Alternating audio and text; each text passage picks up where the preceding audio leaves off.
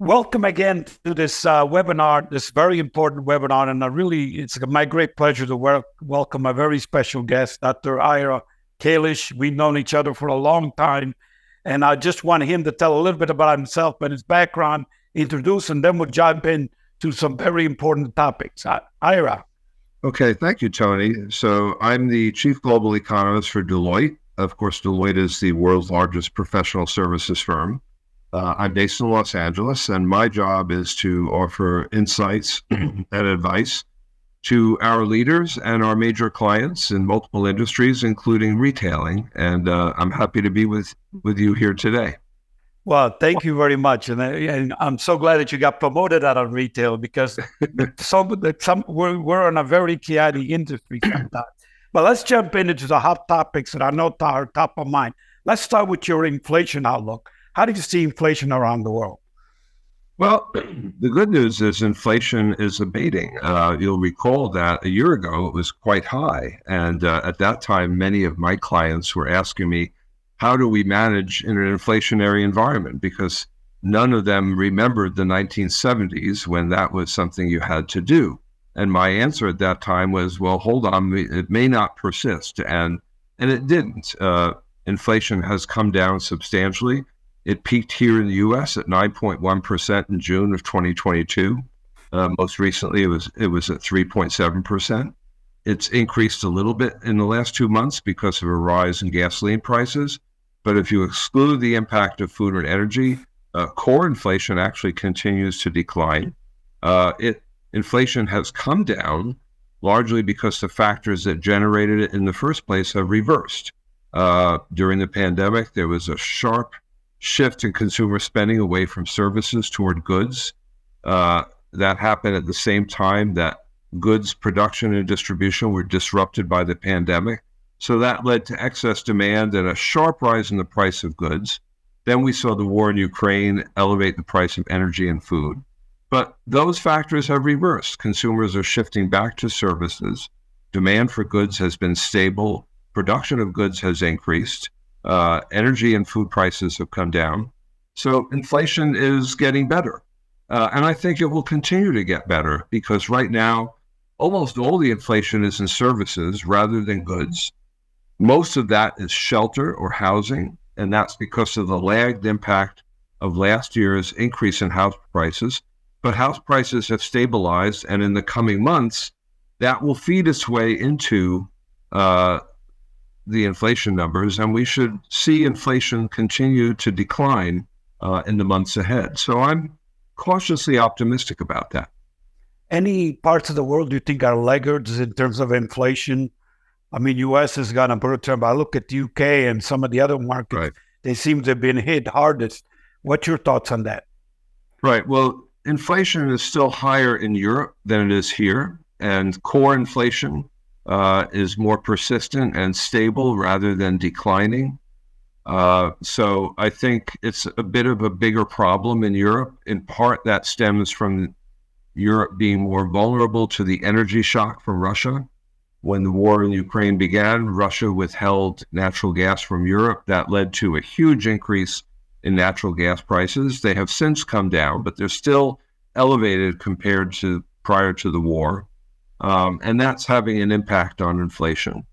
Moreover, as in the U.S., the European labor market remains very tight, and we've seen pretty big increases in real wages in Europe, more so than here in the U.S., and that has also influenced inflation, and it's also influenced the European Central Bank, as well as the Bank of England, in terms of retaining a tight monetary policy in order to suppress that wage pressure and help to get inflation down. On the other hand, inflation in Asia is quite low. In Japan, in China, it's almost zero. In Japan, it's elevated by Japanese standards, although low by European or North American standards. Right now, core inflation in Japan is the highest it's been in 40 years. But the Bank of Japan seems to have the attitude that this is transitory, driven by supply rather than demand factors, and that it will, over time, come down.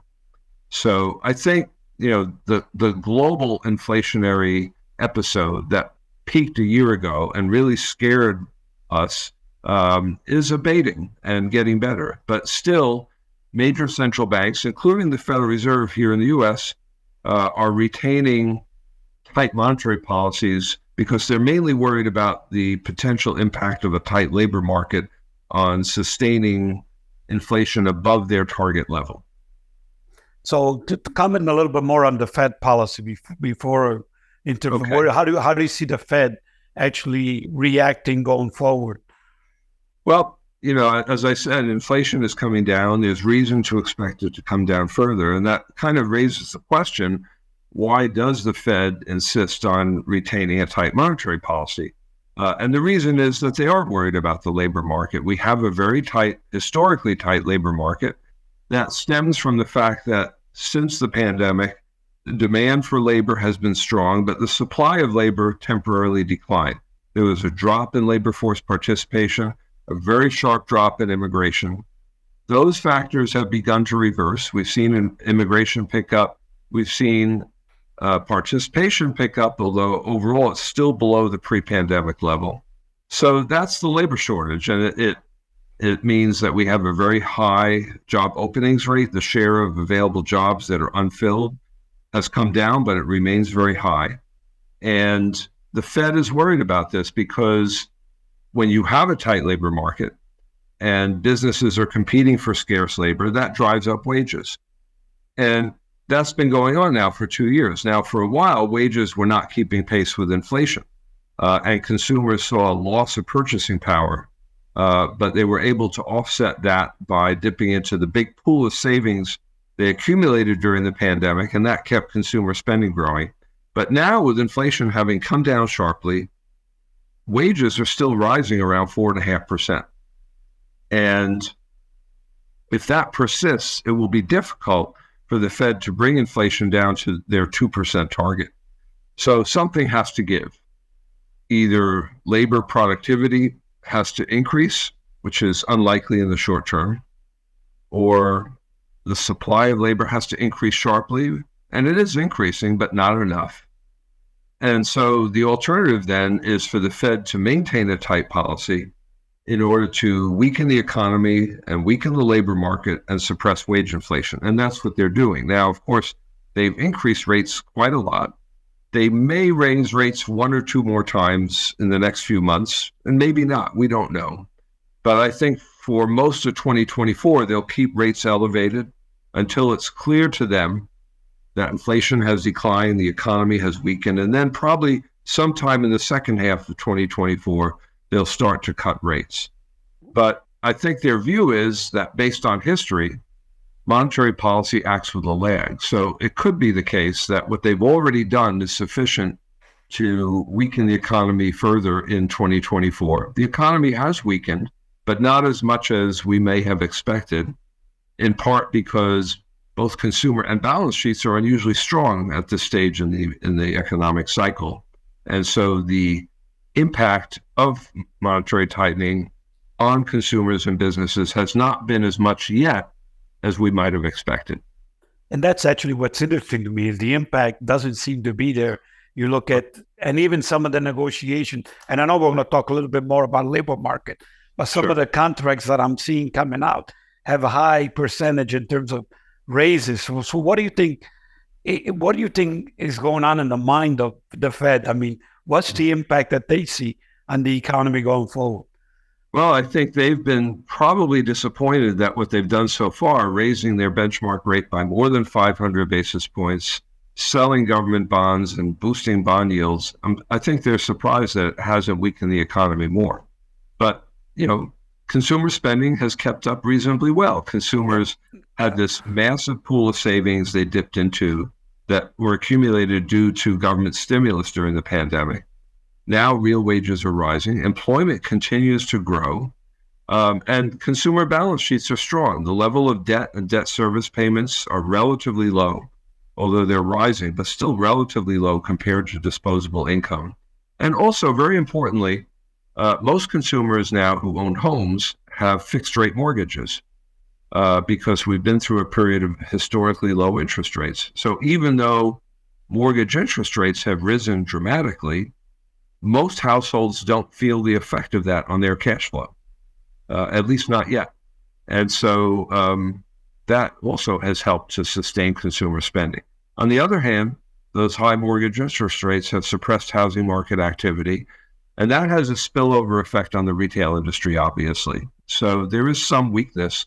And then there are two potential headwinds. One is that this month, student debtors start paying their debts again. That's right. And that will have some modest impact on consumer discretionary spending, but I don't think it's going to be huge. The other thing is that we did see recently a sharp rise in gasoline prices because of a rise in crude oil prices, and that had a big impact. In August, retail sales increased at a pretty good pace, but 70% of that increase was more spending on gasoline. Yeah. So that left very little to spend on other stuff. Fortunately, gas prices then started to come down recently, and then when the war in the Middle East began, they bumped back up again, but that will probably be temporary. I think I don't expect to see further significant increases in oil prices, and if we don't get them, then that will help consumer spending. If we do get a big increase in oil prices, then that will probably significantly hurt consumer spending. That's interesting. I just saw a stat actually that the credit card debt crossed over $1 trillion, I think, if I read that correctly. So That's tell me a little about credit market condition and how do you see that as part of the economy? Well, the interesting thing, I mean, the overall debt level is up, but debt service payments as a share of income are up, but they're still low compared to where they were prior to the last financial crisis. Moreover, the delinquency rate on the debt is historically very low. So evidently consumers are not having trouble servicing this debt. So at least for now, it's not a significant headwind to consumer spending, but that could change over time. I think, the reason we're seeing an increase in debt is that it could be the case that consumers have depleted that excess savings they accumulated during the pandemic, and now they don't want to see their spending restrained, so they're willing to take on some more debt. But I think they're willing to do it because their balance sheets are in pretty good shape. Overall, I mean, obviously there are consumers whose balance sheets are poor, but in the aggregate, the consumer balance sheet is pretty good. Consumers are confident about their jobs. The unemployment rate is historically low. It's easy to find work. And so, the time when consumers start to cut back on debt and increase their savings is when they're nervous about the economic circumstances. And although polls tell us that they are nervous about it, their behavior doesn't reflect that. They're spending. They're still spending, I know. And that's what seems to me is, with all the things that the Fed is doing, how robust the labor market is. So talk to me a little bit more about the labor market and where you see the labor market conditions. Well, it's interesting. I mean, we had a drop in labor force participation. So today the labor force is smaller than it would have been absent the pandemic. But now we're seeing a rebound in participation and a rebound in immigration. And in fact, immigration has played a significant role in the increase in employment in the past year, as it did in the past decade. And I think the reason that there continues to be strong demand for labor is that the economy continues to grow. Aggregate demand in the economy continues to grow. You do see headlines about layoffs in this company or that industry, but in the aggregate, there's still strong demand for labor. And, that's reflected in some of the labor unrest we're seeing. I think workers feel they have some leverage and they're eager to catch up from the loss of purchasing power they experienced during the pandemic.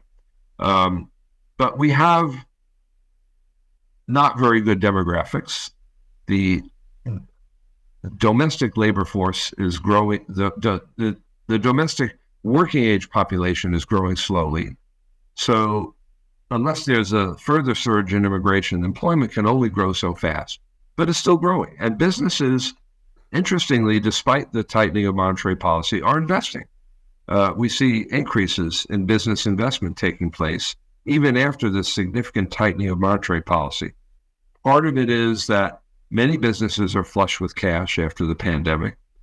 Many businesses have shifted from short-term to long-term funding by issuing long-term bonds, and so they're more immune to the higher interest rates that are taking place. And also, last year's passage by the Congress of the CHIPS Act and the Inflation Reduction Act have, in fact, stimulated investment in information technology and clean energy. And that's having, at least temporarily, a positive impact on business investment and therefore employment. That's interesting. With the higher interest rates, what's the impact on the housing market, you think, right now and going forward? Yeah, so we did see, first during the pandemic, we saw a dramatic surge in transactions and home prices. People moved a lot during the pandemic. I did. And then when the Fed tightened, and especially when they started selling bonds, bond yields increased and mortgage interest rates increased. And so there was a sharp drop in housing market activity, initially a drop in house prices. But then what's happened is, even though demand for housing is weak, supply is especially weak. Many people who own homes that might have decided to sell don't want to sell right now, because if you're sitting on a house with a 3% mortgage and you're interested in moving, are you really going to buy a house with a 7% mortgage? Yeah. Probably not. So there's very limited supply, and that limited supply has lately led to a rise in house prices, interestingly enough. And it's also caused builders to start building more homes. So we've seen an uptick in housing construction, but overall demand for housing is weak, and the amount of transactions taking place is weak.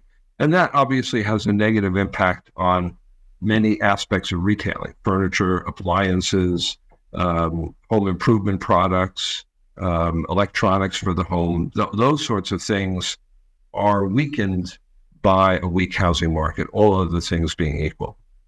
That's very interesting. Now, going back to retail, because you keep mentioning it off and on, my big surprise is, again, the resilience of the consumer, especially with the debt that some of them are carrying, credit cards and so on. So why do you think consumers are so resilient?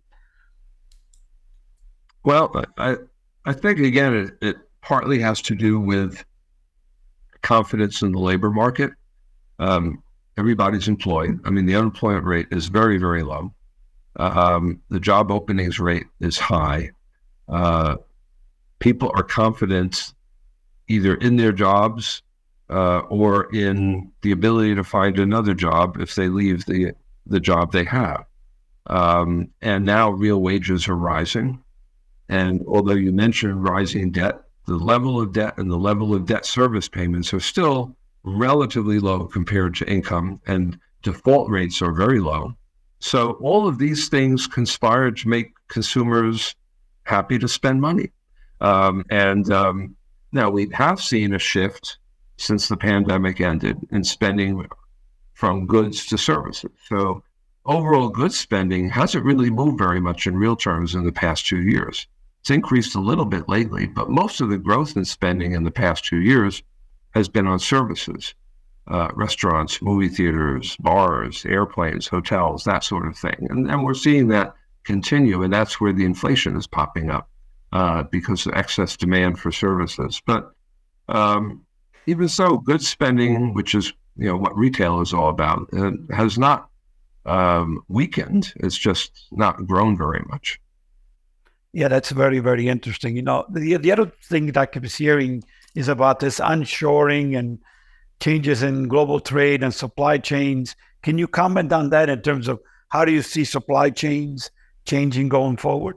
Sure. So, we've just been through 30 or 40 years of stable globalization, which meant reduced barriers to the movement of goods and capital and people, and companies responding by designing very efficient supply chains with the goal of low cost and high speed.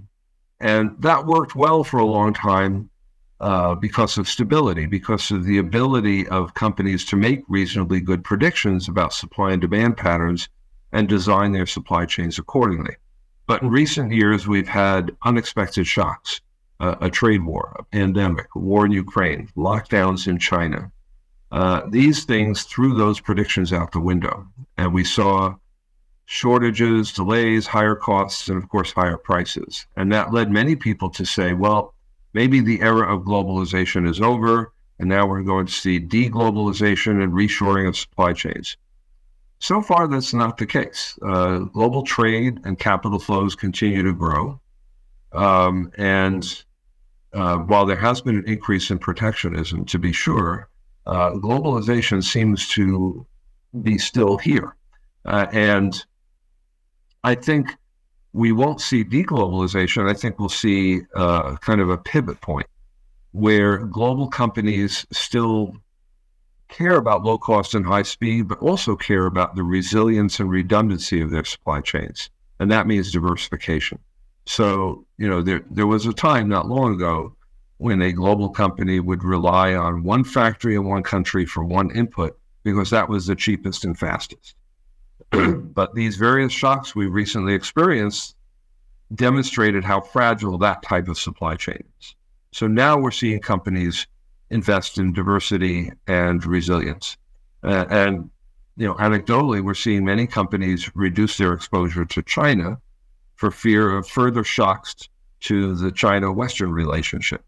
So they're increasing their exposure instead to places like Southeast Asia, India, Mexico, and elsewhere. And I think that process will continue. So we'll see more diverse supply chains. Now, that might increase costs, which could be inflationary. On the other hand, as companies move processes from China to, say, Vietnam or India, which have lower wages, then they get the benefit of the labor arbitrage. So it's not clear if overall there will be an increase in cost. But I think this process will continue. I think the one caveat is that when it comes to high technology, there is a kind of decoupling taking place in that the U.S. and some of its allies are very worried about China obtaining advanced technologies that can boost its military prowess. And so the U.S. has imposed export restrictions on certain technologies to China, as have Japan and the Netherlands. The U.S. also, through the CHIPS Act, is subsidizing reshoring of semiconductor fabrication, and Europe and Japan are doing similar things. So that's leading to a kind of decoupling. And the Chinese obviously are not happy about this, and they have imposed restrictions on exports of rare earth minerals, which are needed to make semiconductors and cell phones and solar panels and electric car batteries. So there is a tension there, obviously, which is having a negative impact on the bilateral relation between China and the West and bilateral economic interaction. And this has alarmed leaders in China and the U.S., and that's why we've lately seen very high-level discussions between the two countries with, I think, the goal of limiting the damage, recognizing that they're not going to agree on everything and that there will be restrictions on trade and capital flows in certain industries.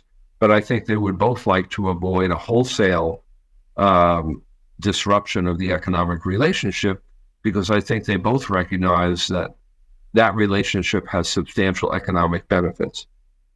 That's very interesting. But do you see nearshoring as something that's a trend, or that just global trade and globalization really is too far ahead for nearshoring to actually become a trend again?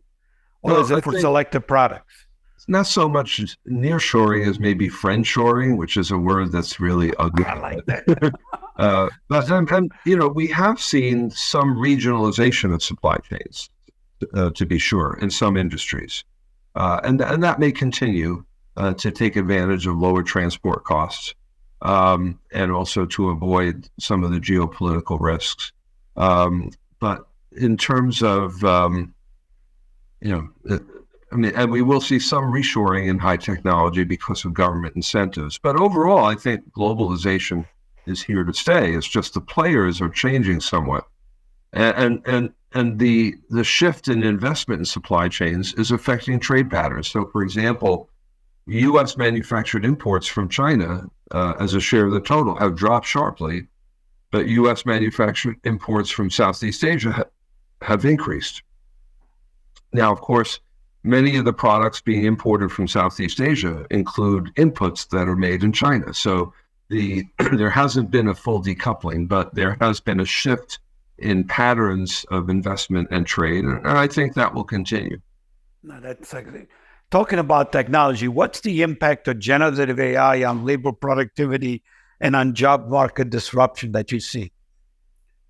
Well, so far, not any impact at all, because there hasn't been that much investment in generative AI. In fact, we at Deloitte, we did a survey of our clients, the CFOs at our clients, and asked them about this. And we found a fairly substantial share have not yet even begun to invest in AI.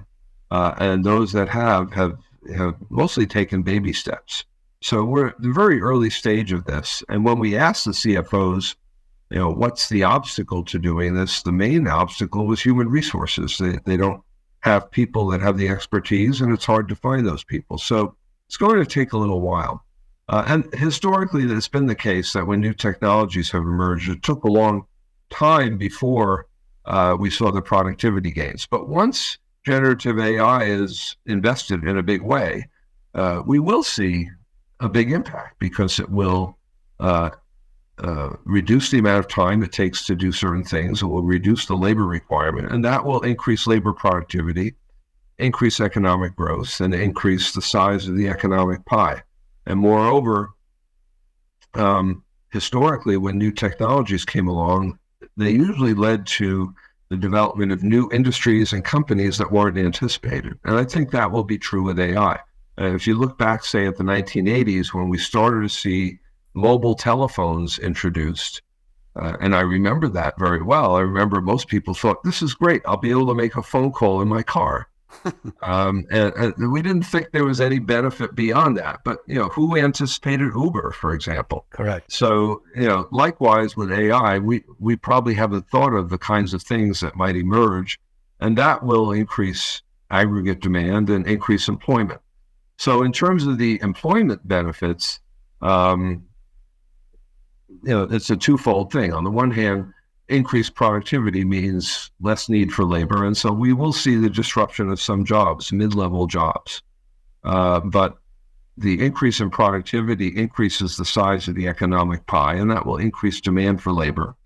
And the development of new industries will also increase the demand for labor, but it may be a different kind of labor.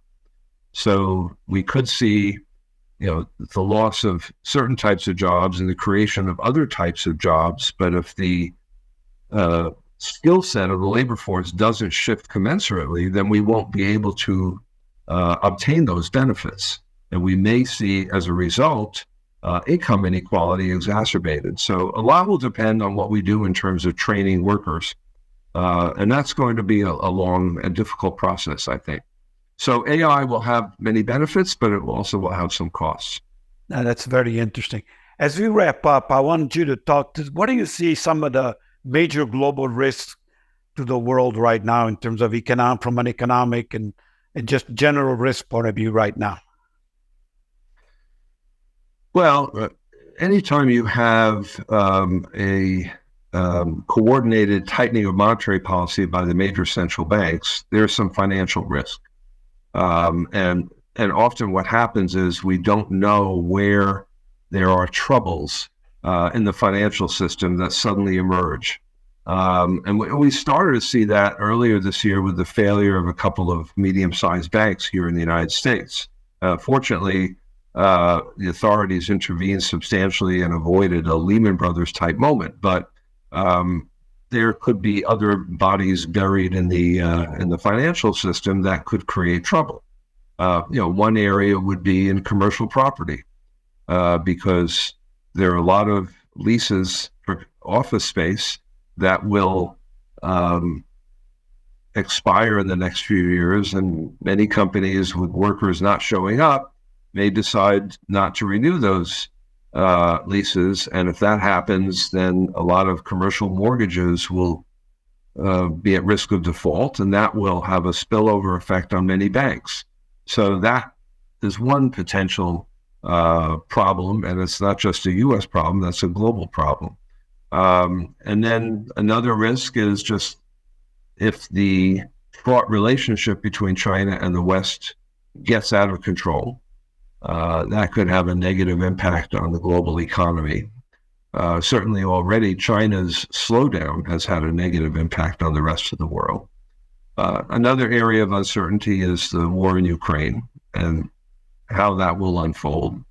And then, of course, what's going on right now in the Middle East. Yeah. If this becomes a wider war that, say, involves Iran, then that could be hugely disruptive and could lead to a very big increase in oil prices. So those are some of the risks right now.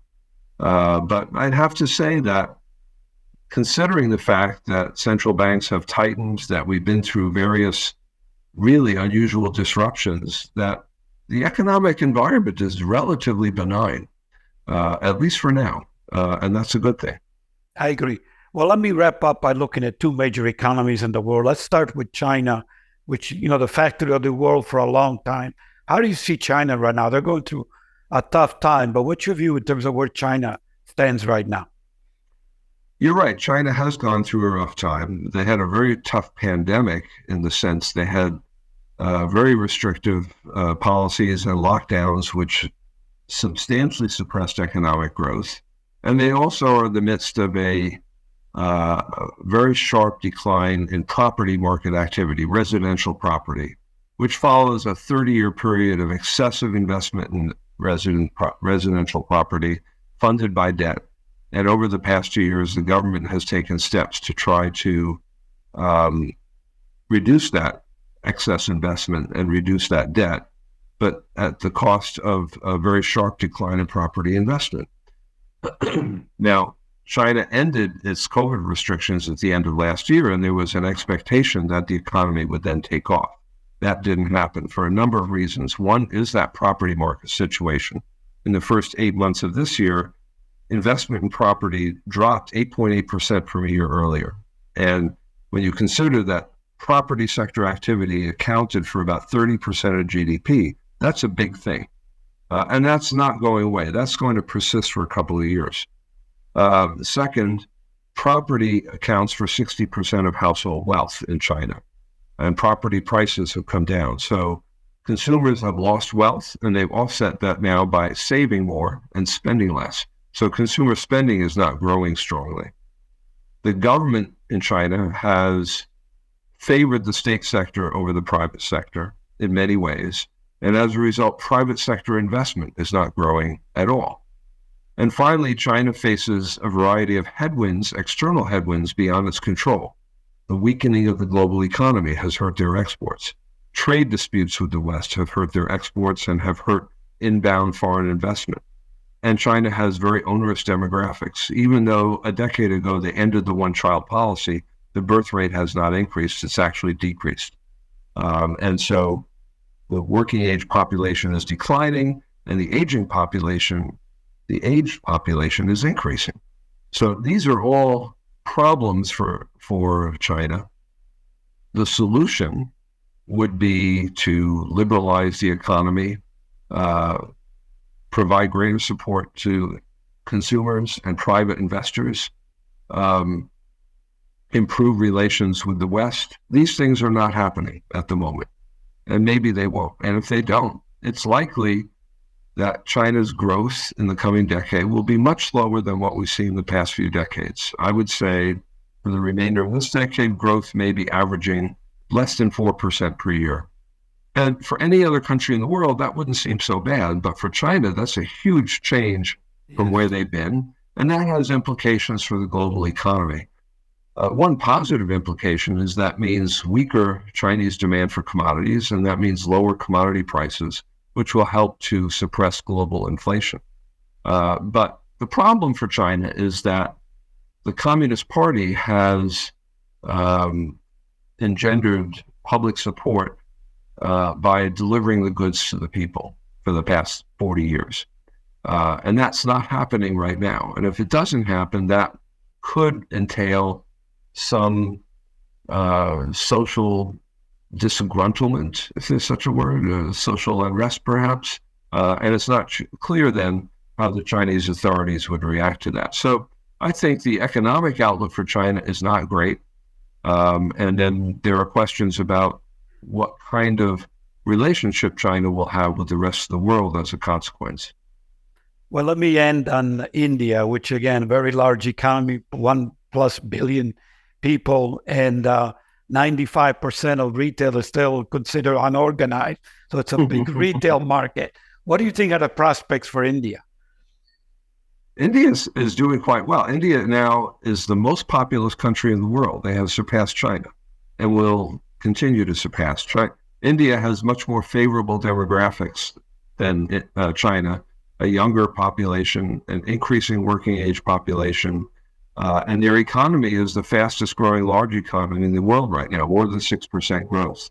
And I think that will persist, barring any dramatic shift in policies or global circumstances. As for retail, you're right. It's a tough market because there remain a lot of regulations in India that discriminate in favor of small mom and pop businesses. Right. And there are tens of millions of family-owned stores in India. And the fear is that if they allowed big box retailing to really flourish on a national scale, there'd be a huge disruption of a lot of these smaller retailers. The reality is that in the end, it would probably lead to more, not less, retail employment and greater efficiency that would have spillover effects on other industries. But for now, there are some restrictions, and the hope that this government would liberalize the economy more has not come to pass so far. But despite that, I still expect strong economic growth, a lot of inbound investment, especially in the technology sector, but also in other areas of manufacturing. So I'm cautiously optimistic about India. Well, it's good to end on a positive note, and I really have appreciated the great input for you, Dr. Ira Kalish. Really enlightening, and I know the audience will appreciate your view, and we've gone around the world. So any closing comments? I said I was cautiously optimistic about India. I'm cautiously optimistic about the global economy because we are seeing substantial innovations in technology, which, when fully implemented in the years ahead, will have a big positive impact on productivity and economic growth, and that will benefit all of us. Well, thank you very much. And I am also cautiously optimistic about a brighter future for all of us. Thank you very much. Have a great day. Thank you.